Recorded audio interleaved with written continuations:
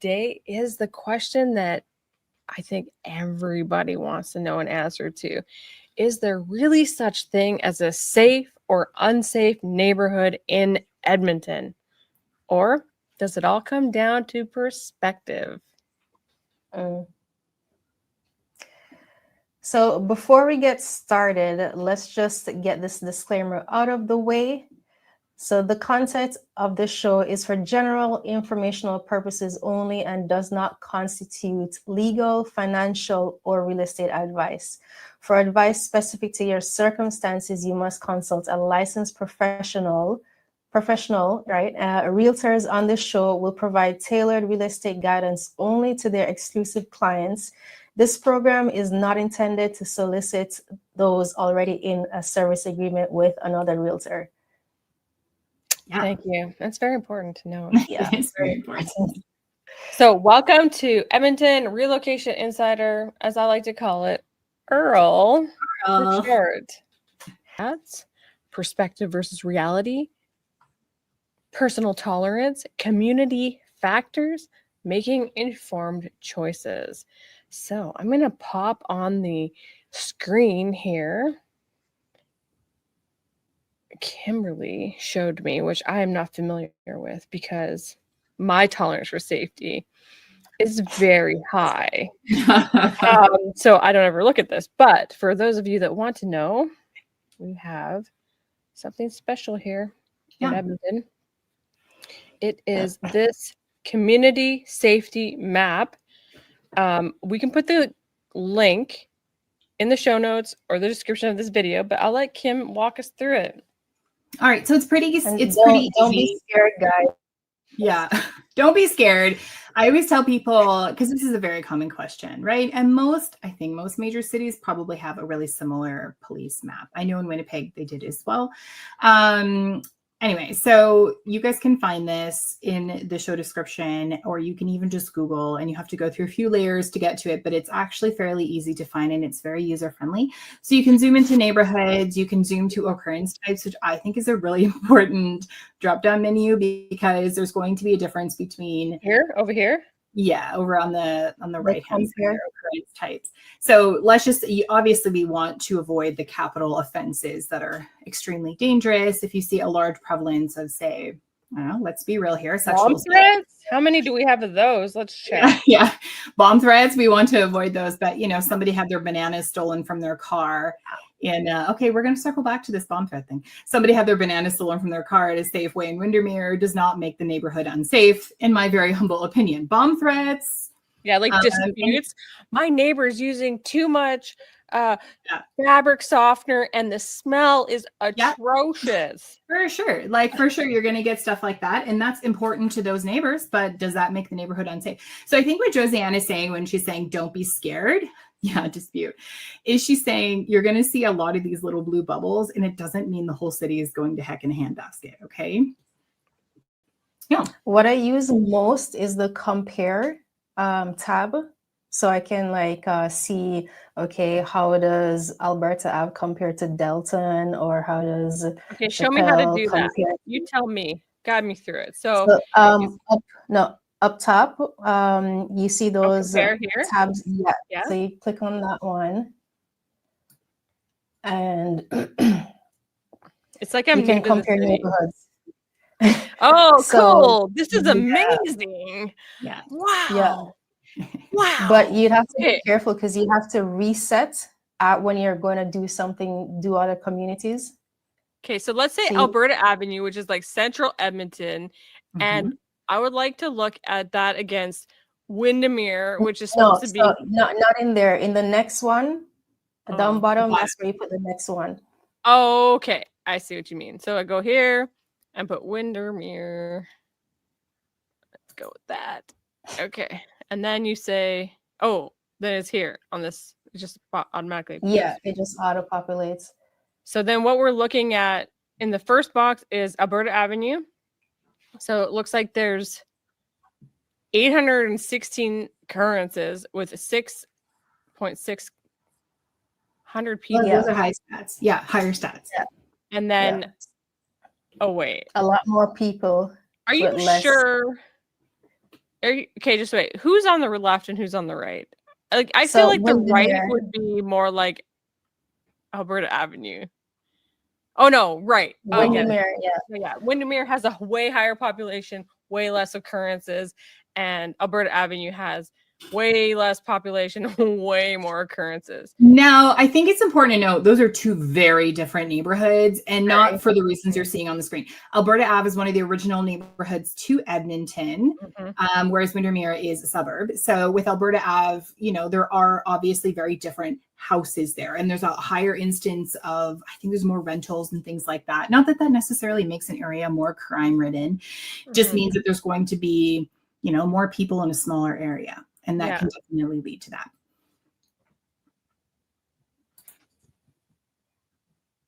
Yeah. Oops, sorry. Yeah, no, the comparison I think is a really cool feature that a lot of people don't know. I'm not trying to show me. I'm sorry. I'm having technical difficulties. Our person that's normally here is, oh wow, look at that. Okay. So yeah, I'm new. So just kidding. Share screen. And I'm going to share this again. And you'd have to be careful when you're putting the comparisons in, because if you try to do another comparison, make sure that you reset both, or it will just add another community to what you have previously entered. So that it's helpful. Oh, like add it in the numbers. Like, for example, if I go here, it'll like just add in like Allard. It'll be okay. There you go. Put, like, two communities together. But okay, so that being said, reset, Alberta Avenue, like Kim was saying, is like, you know, I think it's like common, like what's happening down there is probably common for inner city, lower cost of living there.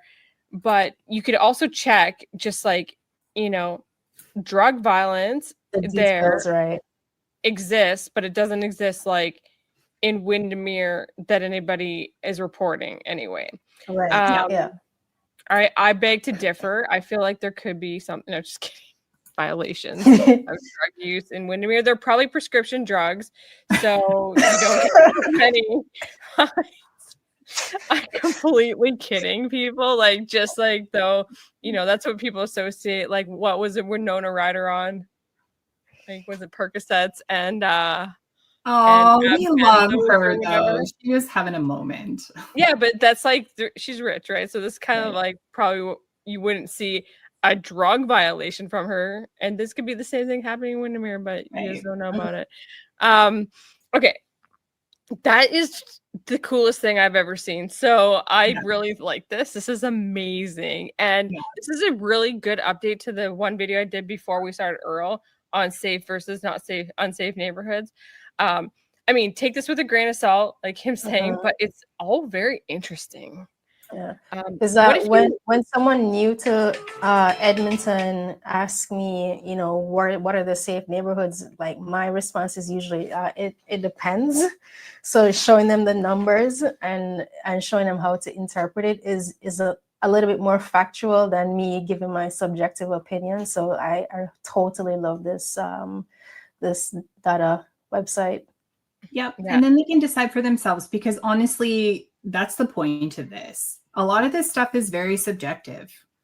Well, not a lot of it. Bomb threats are clearly not subjective. Like, that's red flag subjective. Okay. But like, suspicious person can be just that's a spectrum is what that is. Like, so if you click on like the first upper box, and you don't click anything below there, it'll compare it citywide. So that might be a good comparison too. So you could just say like, well, let me see like how downtown is compared to the city. And if you weren't comparing two neighborhoods, but your better neighborhood comparison might be like Chappelle versus Windermere, because they're both like Southwest communities. You probably like are more likely going to live, or if you're deciding between Southwest and Northwest, you're probably not going to decide between inner city and like outer like suburbs, you know. Wow. So what is happening in downtown, you guys? Like, I love downtown, but personal violence 17.8%. Like, I never had that problem being in downtown. Because you're intimidated, so no one's gonna well, you've got the two guard dogs with you. Is it because it's because I'm a morning person, so I hardly went out like between like 10 p.m. and like 5 a.m. Like I was always, you know, sleeping. So, or in my house. And I think that's probably the time more of that stuff happens. There was a couple crazy things that happened downtown. Like my mom did find a person bloodied in the back of her truck one time, and she had her window smashed a couple times. Yeah. So she was visiting from a small town up north, and she had they were at this auction where they bought all these like coveralls that are like a pretty like for super cheap, and she was selling them to somebody in the city. So she had them in the back of her truck, and it had like a tonneau cover, you know, like one of those plastic covers. And she didn't lock it. She had the coveralls in there, and then she also had berries because she would pick berries at some farm or whatever on her way. So she had them back there. And this lady is buying these coveralls came to meet her downtown, and they went to look at this. She opened the back gate, and something started rustling, and she's like, "Oh my God, did like an animal get in there?" And this guy comes out, and he's like covered in blood, like dried blood. And she's like, "You saved my life from letting me like," she's like, "I didn't let you like." Okay, I'm glad you're alive, but like she looked at her coveralls and they're like covered in his blood, and she thought it was like the berries got all over it, but it ended up being his blood. She couldn't sell them. And then she had her side window broken. So one thing about living like in downtown, you'll notice like, oh, there's so much street parking. Yeah, it's because if you park on the street, chances are your side window is just going to get broken for no good reason. Like every time her side window got broken, nobody opened the door. You could tell by like the way the glass was shattered inside and it wasn't moved, and like nothing, like they shattered, it goes inside, doesn't come out to the street. Just like this, walk by, smash it. Why? Yeah. I don't know. This probably happens in every place. Most of the violence downtown is just drug related, like someone that is just really overused the drugs and they're just having like, you know, a moment, they're hallucinating. I'm wondering if that's where all of that's coming from. Yeah. Okay.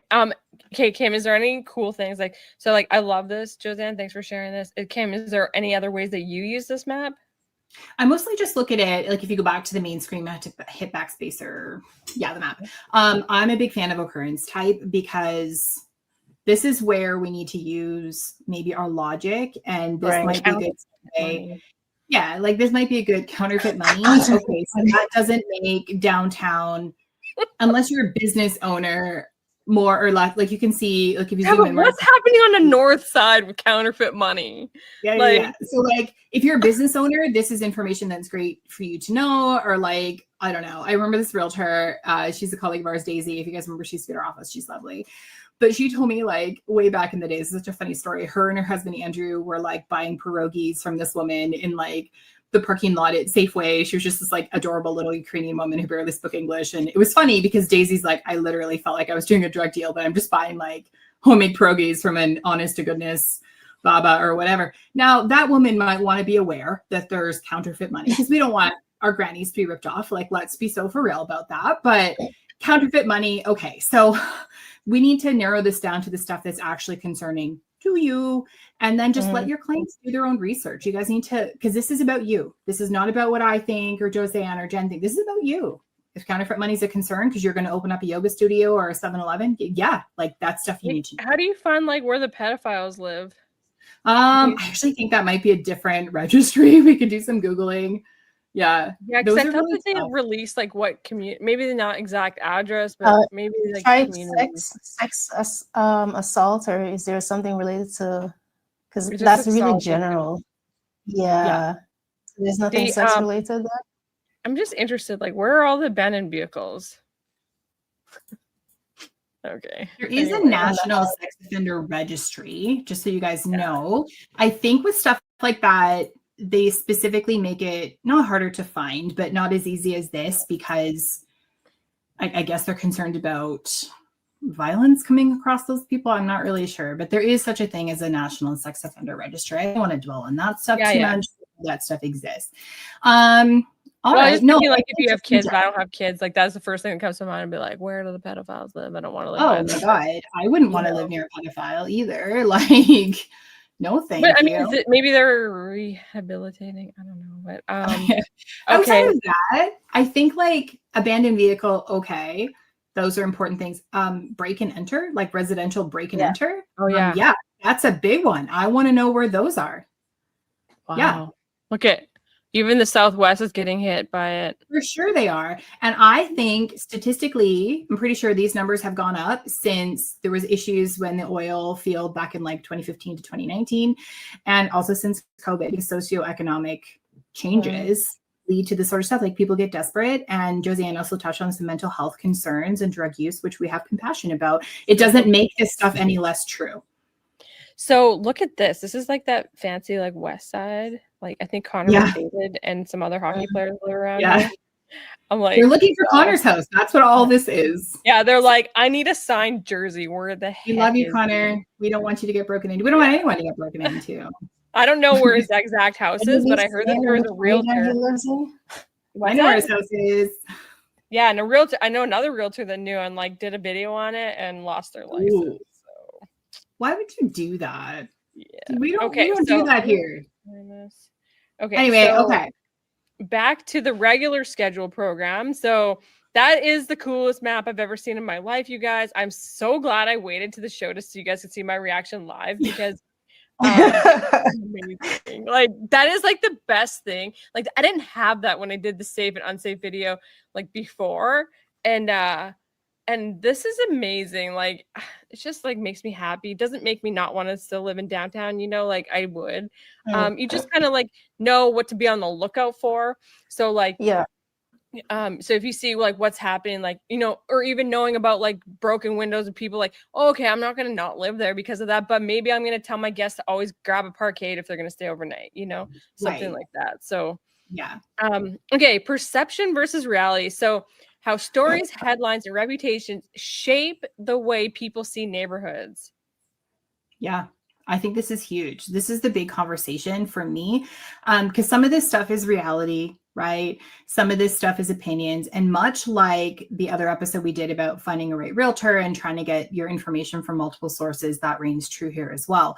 So stories and headlines. I know this urban myth, and I actually don't even know if it's true, that there's a neighborhood in St. Albert called Ainsdale that so many people had this negative opinion of. And I was like, why do you have this negative opinion of this place? Like, it's cute. Like, there's affordable housing.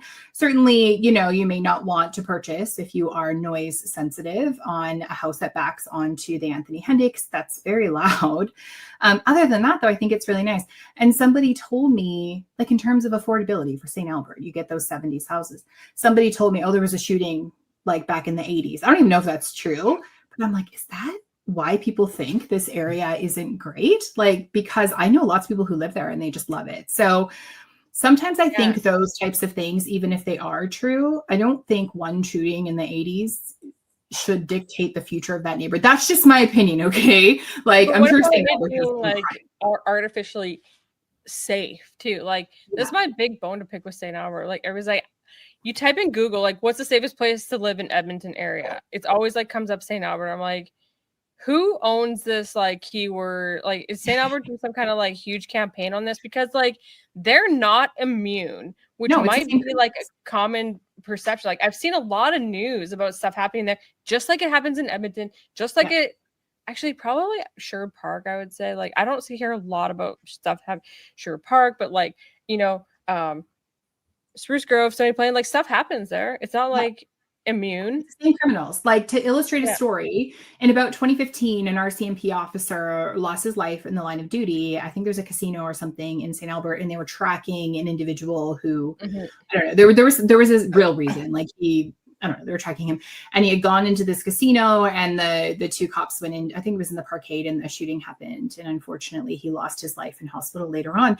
Now, that particular individual, most of their crimes occurred in Edmonton. So, like, it's the same people crossing these, frankly, imaginary we should borders. take them on a drive on this video. Like, let's do a drive sometime and show people like how like getting to St. Albert from Edmonton looks. Because like when do you cross over? Like it's so close. Like you can hardly tell unless you like catch the sign that says like welcome to St. Albert. Yeah. So those are bedroom communities like Sherwood Park, Beaumont, Leduc are a little, and Spruce and Stony are a little bit more detached, but like Sherwood Park, St. Albert are right on the border, right there. So it's faster for me to get to Sherwood Park from downtown than yeah, St. Albert. I think Sherwood Park's more accessible in that way, for sure.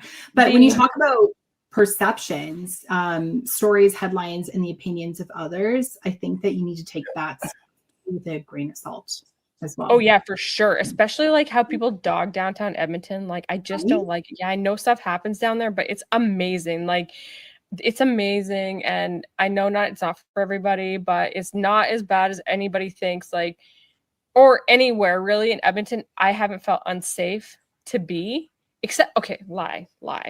There is one spot. There's like, actually, it's like not a whole neighborhood. It's just like a street. I probably wouldn't get out of my car. Why? What makes it unsafe for you? I could show you guys videos. My friend asked me never to post the videos because she's like, feels bad for the people to be exposed, but it's a lot of homeless people, a lot of drug paraphernalia and lineups for like food, I think, or drugs. I'm not sure. So, but it's a lot of social disorder in like one very small area. And in fact, I actually accidentally went to that exact neighborhood to get my blood drawn for like just testing because I needed the results quickly, and it was like everybody was like booking out like a week or two, and these guys like had an opening, and I'm like, oh, it's close to downtown, I might as well go. Anyway, I have super small veins, so it usually like I'm like a pincushion for people trying to find them. It's horrible, but other than like being afraid there that somebody's gonna like break into my car, vandalize it, or it cost me or something, the experience was very good because I think like they're dealing with a lot of people with some kind of social disorder that might be dehydrated or lots of drugs. And so they're used to working with like these, you know, hard to work with veins, kind of like at the cross cancer. So they're able to get my blood like really easily, and I didn't even have any bruises. So yeah. Anyway, Kate, another perception. So St. Albert, safe. Yes, it's safe. It's beautiful. It's a beautiful city. I have some bones to pick with it, but think about in my last video, I want to bring up here because I didn't have that cool map that you guys have. But I always said to people, like, if it matters for you to be close to a prison, then just search on Google Maps prisons in Edmonton. And then you will see that they're all in the north and one by Fort Saskatchewan, right? But I actually didn't even know about the Fort Saskatchewan. I never felt like unsafe in Fort Saskatchewan ever. It's like, I feel like it's like one of the safest places to be. But if you don't want to be near a prison, if you're afraid of that, or like, so it's the remand is right by between what, St. Albert and Edmonton in the northwest. And then you have the maximum security men's prison, is it? That's out north on Highway 15. Yeah. Something like that. So, I mean, that's another way to tell, but they should be locked down. Moving on, personal tolerance. So why safe means different things to different people depending on life experience and comfort level. So for you guys, I want to know from both of you, like what safe, you guys know about me. So what safe means to you, and give me some examples of like what safe meant to other people that you've worked with. Okay. Well, safe, like I think I'm kind of like Jenn, where I have a high tolerance for what certain things mean when it comes to safety and all that stuff.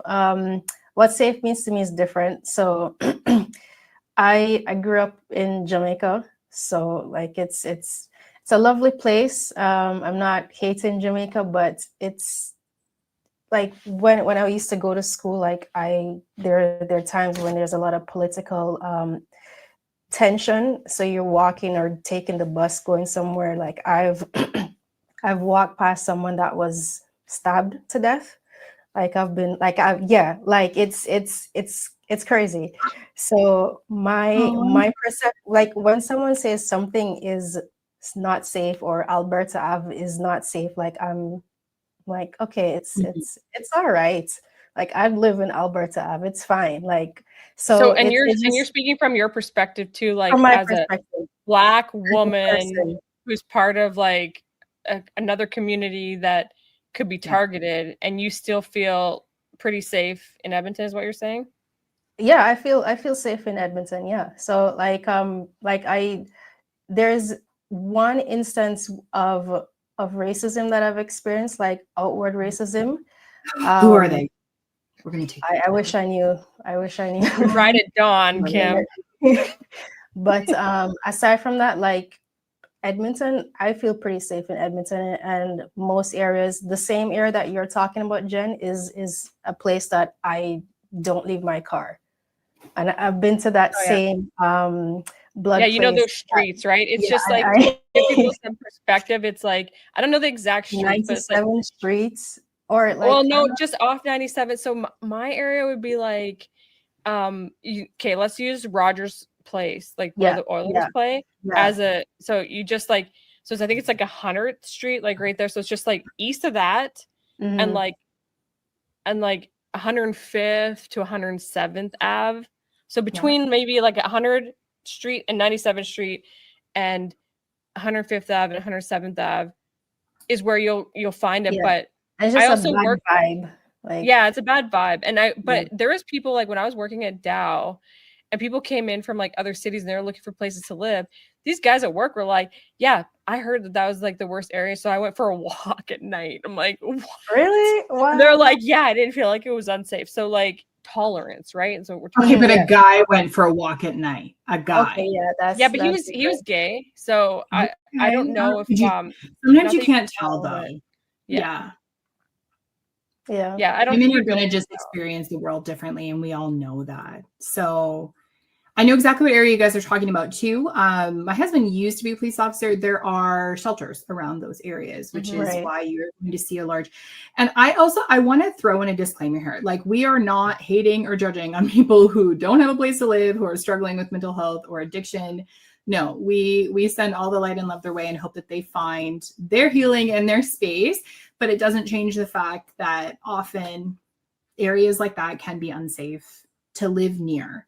Like, I don't know that there's places to live in and around there. There are, I'm sure, but living near, like being adjacent to that stuff is essentially right near the EPS downtown Parkdale and Macaulay are like right by there. So well, and Boyle Street is right there. Boyle Street, Macaulay. Although, like, I just really want Macaulay and Boyle Street. They have some of the coolest old houses there. I just want to see them have a resurgence. But I'm going to tell you guys. So I also have a very like high threshold for what I consider dangerous and not dangerous, even though I think I live in a very, very safe area because I live in Sherwood Park. Like, there's been times that I've forgotten to lock my door, like gone to the store and come back and like not been worried about a serial killer being in my house. And for those of you who know me, I am you are a serial killer until proven otherwise. Like, I will just assume if I don't know you, like I joke around about that and people think I'm kidding. I'm like, I am not. Like, there is a thread of advantage to that, to know these things. And it's because I used to sell real estate in Winnipeg, Manitoba. I love Winnipeg. I do. But you are the murder capital of Canada. I'm so sorry. Really? So like in some parts of Winnipeg, there would be places where I would be like, no, don't want to go there. So when I moved here and they were like, Alberta Ave is this or such and such is this. And I'd be like, I am not intimidated by these people. Like, would I walk around there at 2 a.m. at night? No. But I've actually told my clients, I'm like, look, you want to get a good deal in a house like Alberta have, there's hits and misses. There's some great streets in there I would totally live on. And there's some areas where I'm like, that looks like a crack house down the street. And I know what kind of unsavory characters we'll be visiting, right? But there's some areas that are honestly really nice. And you need to lean into pockets within neighborhoods is a real thing. So I and everything is like, okay, so maybe you don't want to have an older house and you want to live in the suburbs. Like, you really like an area like, say, Chappelle or McConaughey or whatever the case may be. Those places are not immune. I think that's what people think. They're like, bad place downtown, immunity, close to the Henday. No. How many times do you see on those like neighborhood Facebook pages like, hey, you person who stole my transition pieces from my floors that were delivered by Amazon, I hope you enjoy them. And they have like their Ring camera, like showing the person walk away with their package. Yeah. I love that though. I'm here for the public shaming. Like, why are you stealing? Like, you stole, you don't even know what you're stealing. It's like, you stole transition pieces for flooring. Good for you.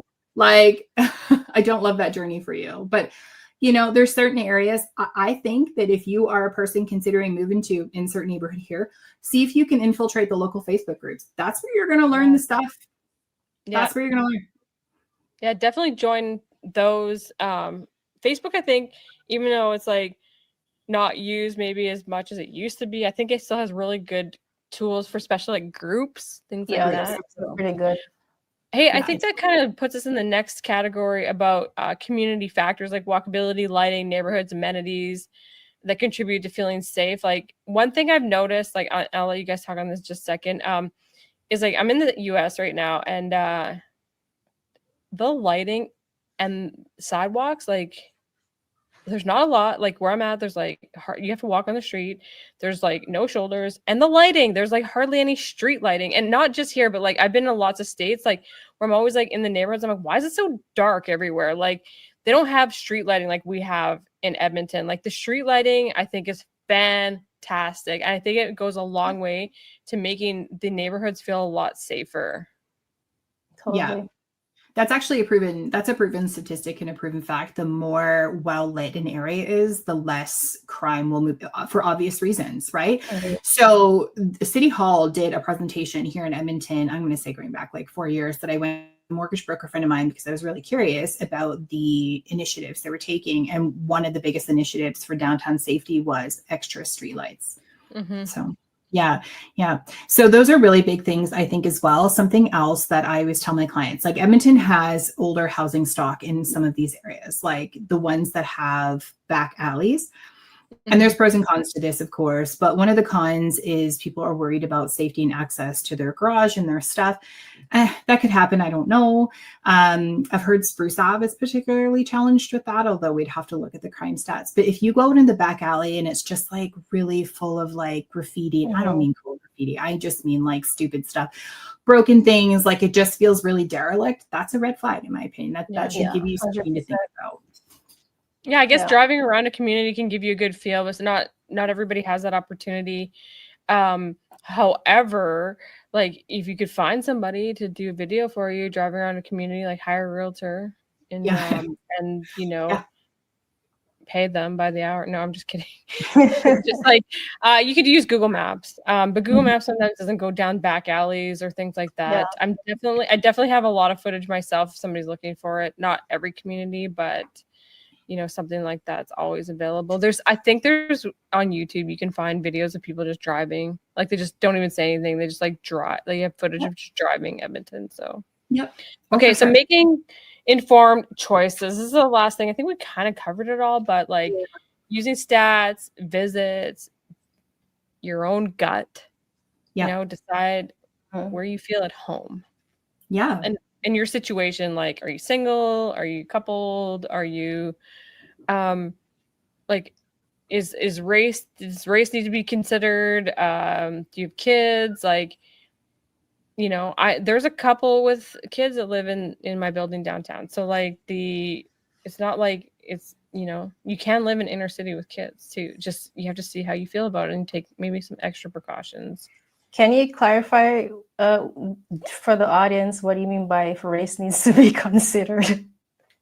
If race needs to be considered, like I don't know, because I'm a white person, so I got that, I guess, that what we call white privilege for not noticing if there's racism. So like I'm glad that you spoke on it. You don't feel like that you really experienced that here. So I don't know if that has to be considered for people or not. Like you have to, if you're like a different race, maybe just go yourself into a neighborhood and see how you're treated, like in stores and things like that. You know what I mean?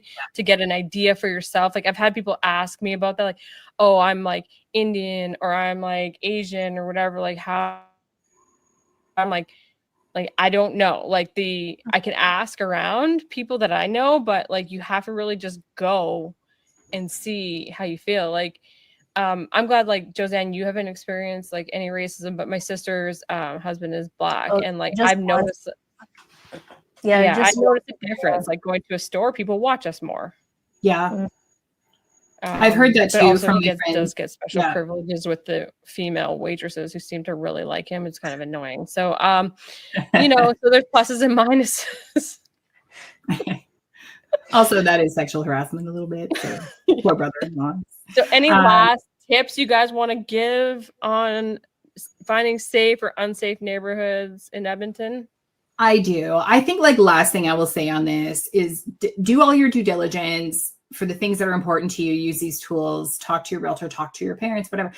Like you have to understand you're the one who has to live there. So if you feel good about it and you know your realtor says, hey, like future saleability should be okay. We're not, you know, crystal ball people. Like I wouldn't let somebody else's opinion stop me from purchasing the home I wanted. So if you've done your due diligence and you feel good about it, just you're the one who has to pay the mortgage and live there. So you decide. It's about you.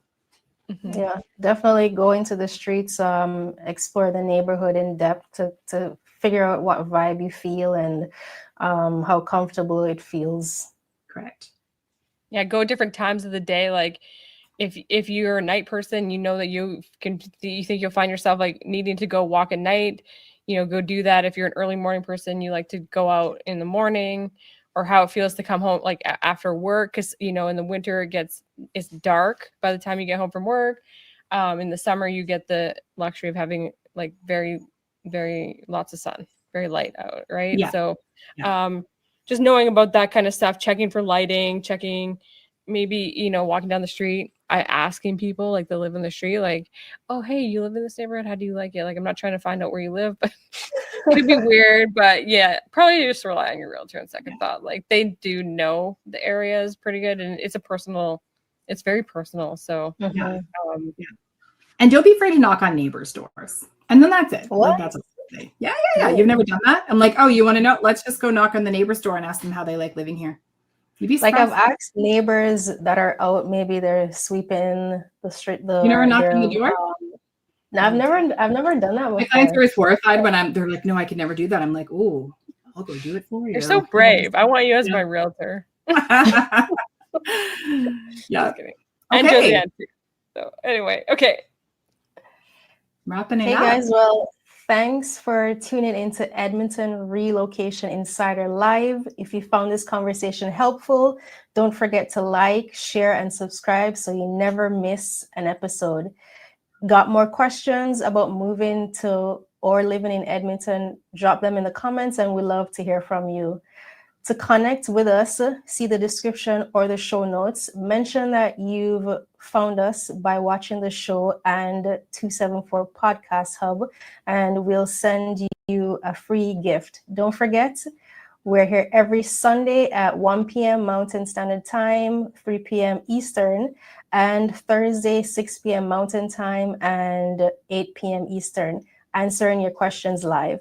We'll see you next time. Same place, same show. Until then, take care. Thanks for watching. Bye. Bye.